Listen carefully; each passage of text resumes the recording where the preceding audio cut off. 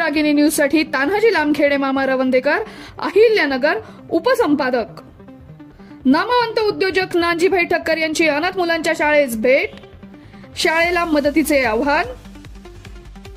सविस्तर वृत्तांत। पुणे जिल्ह्यातील लोणावळा येथील अनाथ व निराधार मुलांच्या शिक्षणासाठी कार्यरत असलेल्या शाळेला नामवंत उद्योजक नानजीभाई ठक्कर यांनी भेट देऊन संस्थेच्या कार्याचा आढावा घेतला।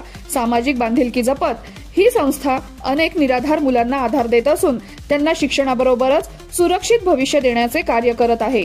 या प्रसंगी बोलताना नानजीभाई ठक्कर म्हणाले की अनाथ व पालकविहीन मुलांसाठी कार्य करणाऱ्या अशा शाळांना शासनाकडून अत्यल्प मदत मिळते। त्यामुळे दानशूर व्यक्तींनी आणि समाजाने पुढे येऊन या शाळांना सहकार्य करणे काळाची गरज आहे।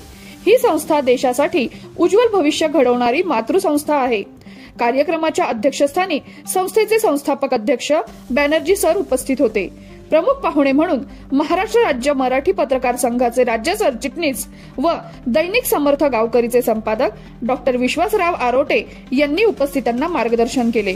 ते म्हणाले, संस्थेने संपूर्ण देशभर अनेक शिक्षण संस्था उभारून गोरगरीब विद्यार्थ्यांना आश्रय आणि शिक्षणाची संधी उपलब्ध करून दिली आहे।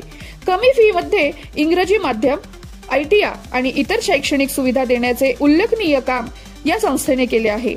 लोणावळा खंडाळा परिसर हे देश-विदेशातील पर्यटकांचे आवडते पर्यटन स्थळ आहे। याबाबत बोलताना डॉक्टर आरोटे म्हणाले, पर्यटकांनी अनाठायी खर्च टाळून अशा शाळांना मदत केली तर या अनाथ मुलांचे जीवनमान उंचावेल आणि हेच विद्यार्थी भविष्यात आपल्या कार्याने त्यांची नावे उज्ज्वल करतील। तसेच विद्यार्थी उच्च पदावर गेल्यानंतर आपल्या शाळेला विसरू नयेत। आपल्या शिक्षण संस्थेच्या उन्नतीसाठी त्यांनी योगदान द्यावे असे त्यांनी आवाहन केले। या प्रसंगी संस्थेतर्फे सर्व मान्यवरांचा सत्कार करण्यात विद्यालयाचे मुख्याध्यापक, शिक्षक वृंद मोठ्या संख्येने उपस्थित होते। शाळेत दाखल झालेल्या अनाथ विद्यार्थ्यांना शालेय साहित्याचे वाटप करून कार्यक्रमाची सांगता करण्यात आली।